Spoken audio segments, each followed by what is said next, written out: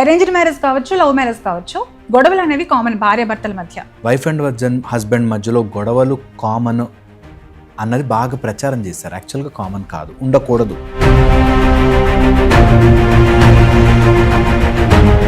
Marriage కు ముందున్నంత ప్రేమ marriage తర్వాత ఎందుకు ఉండదు? ఎందుకు గొడవలు వస్తాయి?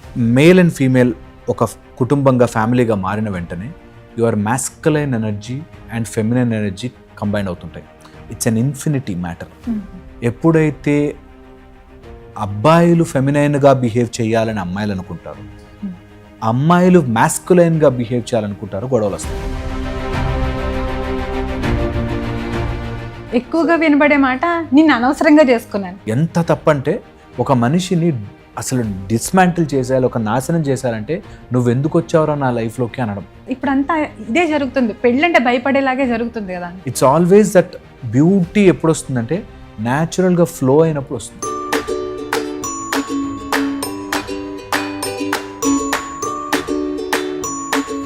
సాఫ్ట్గా చెప్పుకుంటే గొడవలు. వైఫ్ అండ్ హస్బెండ్ మధ్యలో రిలేషన్షిప్స్ అనేవి ఫిజికల్, ఎమోషనల్, స్పిరిచువల్ 3 లెవెల్స్లోనూ ఉంటాయి.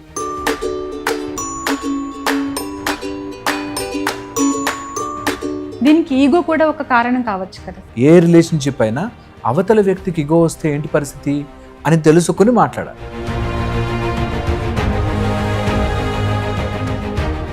ఈ స్వార్థం అనేది ఎందుకు వస్తుంది సార్ భార్యాభర్తల మధ్యలో? నీది నాది అనే స్వార్థం. ఇంకా నీది నాదిలో ఉన్నారు కాబట్టి.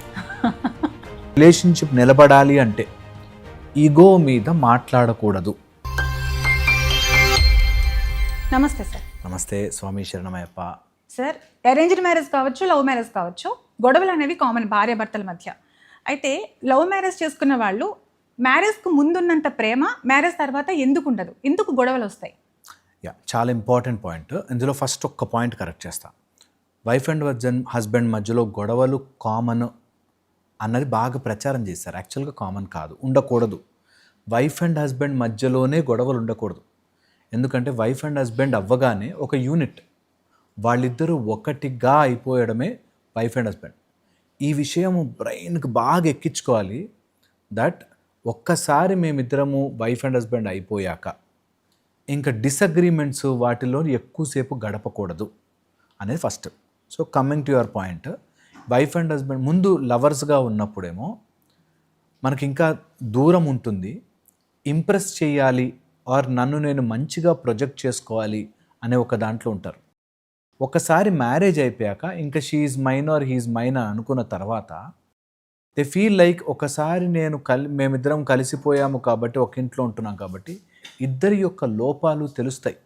ఇద్దరు అప్పటిదాకా ఏవైతే వాళ్ళు ఊహించుకుంటారో, ఇమాజిన్ చేసుకుంటారో అది రియల్ లైఫ్లోకి రావట్లేదు అన్న విషయం తెలుస్తుంది. ఇది సూపర్ఫిషియల్ ఆన్సర్ అయితే నేను చాలా లేయర్లుగా చెప్తాను. ఈ ఆన్సర్ జాగ్రత్తగా వినండి. వైఫ్ అండ్ హస్బెండ్ మధ్యలో రిలేషన్షిప్స్ అనేవి ఫిజికల్, ఎమోషనల్, స్పిరిచువల్ 3 లెవెల్స్లోనూ ఉంటాయి. ఫిజికల్ రిలేషన్షిప్లో అందంగా కనిపించాలి, బాగుండాలి, ఇద్దరము కలిసి బాగుండాలి, ఒకళ్ళొకళ్ళు కలిసి మాట్లాడుకోవాలి, ఇలా ఉంటే ఎమోషనల్ లెవెల్లో ఎప్పుడైనా ఎమోషన్స్ అనేవి ఒక సపోర్ట్ కోరుకుంటాయి. సో వైఫ్ అండ్ హస్బెండ్ మధ్యలో ఎమోషనల్ అండర్స్టాండింగ్ లేకపోతే, ఎమోషనల్ డీరేంజ్మెంట్ అవుతుంటే ఆ రిలేషన్షిప్ ఇంకా ఘోరంగా మారిపోతుంటుంది. ఫిజికల్గా వాళ్ళు కలిసి ఉండకపోవడము, ఒక చోట ఉండకపోవడము, మాట్లాడుతుండడం సరిగ్గా ఉండకపోవడం ఒక ఆస్పెక్ట్ అయితే, ఎమోషనల్గా నా ఫీలింగ్ నువ్వు అర్థం చేసుకోవట్లేదు ఆర్ నీ ఫీలింగ్ నాకు అర్థం కావట్లేదు అన్నప్పుడే దూరం అయిపోతుంది. సో ప్రతి గొడవకి కారణం, ఎవరైనా గొడవ పడుతుంటే ఈరోజు కూర్చుని ఆలోచించుకోవాలి దట్ ఎక్కడో వాళ్ళ ఎమోషన్ని నేను అర్థం చేసుకోలేకపోతున్నాను, నా ఎమోషన్ వాళ్ళకి అర్థం కావట్లేదు అనే దగ్గర పట్టుకోవాలి. సో ఎవరైనా సరే గొడవ పడుతుంటే దిస్ ఇస్ నాట్ కామన్, గొడవ పడ్డం కామన్ కాదు, ఎక్కడో మా ఇద్దరి మధ్యలో అండర్స్టాండింగ్ లోపం జరుగుతోంది. ఇది సాల్వ్ చేసుకోవాలనుకున్న ప్రతి వ్యక్తి ఆలోచించుకోవాల్సిన విషయం. దీనికి ఈగో కూడా ఒక కారణం కావచ్చు కదా. ఎగ్జాక్ట్లీ, ఈగోనే కారణం. సో ఎప్పుడు ఈ గొడవ అవుతున్నప్పుడు ఈగో మీద దెబ్బ కొట్టే ప్రయత్నం చేస్తారు. ఎప్పుడు కూడా నువ్వు అలా చెయ్యలేదా, నీకు ఆ మాత్రం తెలీదా, నీకు నన్ను అర్థం చేసుకోలేదా అంటే వాళ్ళు ఈగో మీద దెబ్బ కొట్టినట్టు. సో రిలేషన్షిప్ నిలబడాలి అంటే ఈగో మీద మాట్లాడకూడదు. నేను ఒక ఎగ్జాంపుల్ చెప్తాను.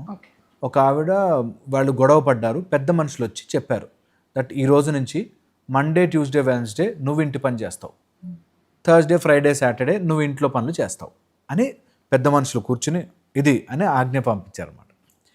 ఓకే అని అనుకున్నారు. ఇంకా థర్స్డే వచ్చాక అతని హస్బెండ్ రోల్ వచ్చింది, చేయాల్సిన గిన్నెలు సర్దడము, సామాన్లు తీయడం. హస్బెండ్ ఇది ఎక్కడ పెట్టాలి అని అడిగాడు. అడిగేసరికి ఒకసారి చెప్పింది, 2 సార్లు చెప్పింది. ఈ స్పూన్ ఎక్కడ పెట్టాలి, గరిట ఎక్కడ పెట్టాలి అన్నీ అడిగేసరికి చూసావా 5 ఏళ్ల నుంచి నువ్వు ఇంట్లో ఉంటున్నావు, నీకు గిన్నెలు ఎక్కడ పెట్టాలో కూడా తెలియదు, నేను చెప్పింది కరెక్ట్, నీకు అసలు ఏమీ తెలియదు, బాధ్యత లేదని తిట్టడం మళ్ళీ స్టార్ట్. సో పాయింట్ ఏంటంటే ఇద్దరికీ మాట్లాడుకునే స్పేస్ వచ్చినప్పుడు ఇద్దరూ అకామిడేట్ అయ్యి ఓకే నీకు అది తెలిసి ఉండకపోవచ్చు నేను చెప్తాను అని తను, నాకు ఇది ఇప్పుడు తెలియలేదు బట్ నెక్స్ట్ టైం నుంచి మాత్రం నేను తెలుసుకుంటాను అని తను, ఇద్దరు కూడా ఆ పాయింట్కి రావాలి. సాఫ్ట్గా చెప్పుకుంటే గొడవలు, సాఫ్ట్గా ఇగోని ఆ మాత్రం కూడా తెలీదా నీకు అనే కంటే ఈసారి చెప్తున్నాను నెక్స్ట్ టైం గుర్తుపెట్టుకో అనేటట్టుగా వస్తే చాలా స్మూత్గా వెళ్ళిపోతుంది. నీకు ఆ మాత్రం కూడా, నేను అబ్బాయి సైడ్ నుంచి కూడా చెప్తాను. అబ్బాయి సైడ్లో చూసావా నువ్వు ఈ మాత్రం కూడా చేయలేవు, నిన్ను ఎలా తెచ్చుకున్నాను నా కర్మకి అనేటట్టుగా ఇగో మీద కొడతారు. So do not talk with ego. ఇగోతో మాట్లాడడం కాదు, వాళ్ళ ఇగో కూడా వింటూ ఉంటుంది అని తెలుసుకోవాలి. ఏ రిలేషన్షిప్ అయినా అవతల వ్యక్తికి ఇగో వస్తే ఏంటి పరిస్థితి అని తెలుసుకుని మాట్లాడాలి. ఎక్కువగా వినబడే మాట నిన్ను అనవసరంగా చేసుకున్నాను, చాలా తప్పు కదా అది. ఎంత తప్పు అంటే ఒక మనిషిని అసలు డిస్మాంటిల్ చేసేయాలి, ఒక నాశనం చేశారంటే నువ్వు ఎందుకు వచ్చావురా నా లైఫ్లోకి అనడం, that is very very wrong. అదొక మాట. డైవర్స్ ఇచ్చేస్తాను అని బెదిరించడం ఒక మాట. తర్వాత నువ్వు ఎందుకు పనికిరావు అనే మాట ఎప్పుడూ రిలేషన్షిప్లోకి తీసుకురావద్దు. అల్టిమేట్లీ ఇంట్లో నటించే స్థితికి రాకూడదు ఎవరు. ఇంట్లో ప్రేమ నటించే స్థితికి, బాధ్యతలు నటించే స్థితికి ఎవ్వరూ రాకూడదు. నేను ఎంతోమందిని చూశాను, గొడవలు కావడానికి ముఖ్యమైన వాటి ఫస్ట్లో ఇగోని కొట్టడం, రెండోది ఎప్పటివో విషయాలు తెస్తారు. స్ట్రైట్గా మాట్లాడడం వచ్చిన రోజున గొడవలు ఉండవు. ఈరోజు జరిగిన విషయం ఏంటి అంతే. కానీ వాళ్ళు ఎప్పటి నుంచో తీసుకొస్తారు మాట, ఇది ఇప్పుడు ఆ రోజు కూడా అలాగే చేసావు, అప్పుడు నాకు ఎంత బాధ వేసిందో తెలుసా, అప్పుడెప్పుడో వన్స్ అపాన్ ఎ టైం ఆ అప్పుడెప్పుడో మాటలని ముళ్ళ కిరీటములాగా మెడలో వేసుకుని ఇలా తల మీద పెట్టుకుని తిరిగినన్ని రోజులు బాధే. ఓకే, పాస్ట్ అనేది వదిలేయాలి. పాస్ట్ ఎంత త్వరగా వదిలించుకుంటే అంత మంచి. వదలలేకపోతే ఆ పాస్ట్ సెషన్ ఒక సెషన్ పెట్టుకుని మాట్లాడుకుని తేల్చుకోవాలి, కానీ అది ఇప్పుడున్న దానికి లింక్ చేయకూడదు. చాలామందికి తెలియదు, ఆ ఈగోతోనో ఆ ఫ్రస్ట్రేషన్లో మాట్లాడేస్తారు. ఎలా ఉంటుందంటే అప్పుడెప్పుడో ఒక కత్తి ఎవరో పొడిచారు, ఓకే, ఆ పొడిచిన కత్తిని తీసి పక్కన పెట్టకుండా అక్కడే పెట్టుకుని తిరుగుతుంటారు. ఆ మధ్యలో ఎవరిదైనా చేయి తగిలిందనుకో, చూసావా నువ్వు నన్ను ఇంత డ్యామేజ్ చేసావు, చూసావా నాకు ఇంత నొప్పి తెప్పించావు, నువ్వు కడుపులో కత్తి పెట్టుకుని తిరుగుతున్నావు, నువ్వు అప్పుడెప్పుడో బాధలు మైండ్లో పెట్టుకున్నావంటే ఒక కత్తి గుచ్చి పెట్టుకున్నట్టు, దాన్ని ఎవడిలా టచ్ చేసినా నొప్పి వస్తుంది నీకు. అది హీల్ అవ్వదు కదా సార్. Absolutely perfect. సో అందుకని అలా ఎప్పుడైనా ఏదైనా అన్న మాటలు, ఎప్పుడైనా ఏదైనా విషయాలుంటే సరే అని తీసి పక్కన పెట్టగలగాలి. కానీ ఈ మాట అనగానే మాతో వెంటనే ఆర్గ్యుమెంట్కి వస్తారు. కొంతమంది రోజు పొడుస్తారు సార్ మీకు తెలియదని. నిజం, చాలా నిజం. రోజు ఎవడైనా పొడుస్తున్నాడు అంటే, నువ్వు పొడవనిచ్చావు అంటే ఎంత foolishness. So very very important. ఒక రిలేషన్షిప్ బాగుండాలి అంటే నీ బౌండరీ గీయడం రావాలి. వైఫ్ అండ్ హస్బెండ్ మధ్యలో ఒక లవ్వర్గా ఉన్నప్పుడు ఉండే బౌండరీ మ్యారేజ్ అయ్యాక చెరిగిపోయినట్టుగా అయిపోతుంది. నేను ఇంకా టేక్ ఇట్ ఫర్ గ్రాంటెడ్, నేను ఎలా బిహేవ్ చేసినా ఒక హస్బెండ్ తెలుసు నాకు, ఆయన ఇంటికి వచ్చేదాకా భార్య తినకూడదు, ఓకే, తినకూడదు, కండిషన్స్ తినకూడదు. ఆ రోజు తినలేదంటే ఇట్లా ప్లేట్ నువ్వు తినేసావా అని ప్లేట్ ఇసిరేస్తాడు. అలాంటి వాడిని పెంచి పోషించకూడదు. అయ్యో బై మిస్టేక్ తినేసానండి అంత ఓవర్ యాక్షన్ చేయకూడదు. నిజంగా కూడా ఒక రిలేషన్షిప్ అది ఫస్ట్ రోజే అదేంటే నాకు ఆకలిస్తే తింటాను, ఆ రూల్ ఏంటి అసలు అని అడిగేసేయాలి వెంటనే. సో యూ షుడ్ నో, నీ బౌండరీ ఏంటో తెలియాలి. నీ కోసం నేను ఎంతసేపు అయినా వెయిట్ చేస్తాను అనేదే ఓవర్ యాక్షన్ వద్దు. ఆ బౌండరీ గీసుకోవడం వచ్చిన రోజున అందరూ వింటారు మాట. యాక్చువల్లీ అందరూ, నీకు ఆఫీసుల్లో వచ్చిన ప్రాబ్లం అయినా ఇంట్లో వచ్చిన ప్రాబ్లం అయినా డ్రా యువర్ బౌండరీ. మంచిగా చెప్పచ్చు, ఇది నా బౌండరీ, నేను నా కంట్రీలోకి వస్తున్నావు అంటే పాస్పోర్ట్ తెచ్చుకో, నేను అలౌ చేస్తాను కదా, అలాగే వీసా తెచ్చుకో, నేను అలౌ చేస్తాను. అలాగే నువ్వు కూడా ఇది నేను చేయలేను, నాకు ఇష్టం ఉండదు. It's a beautiful boundary. ఇద్దరు రెస్పెక్ట్ చేసుకోవచ్చు.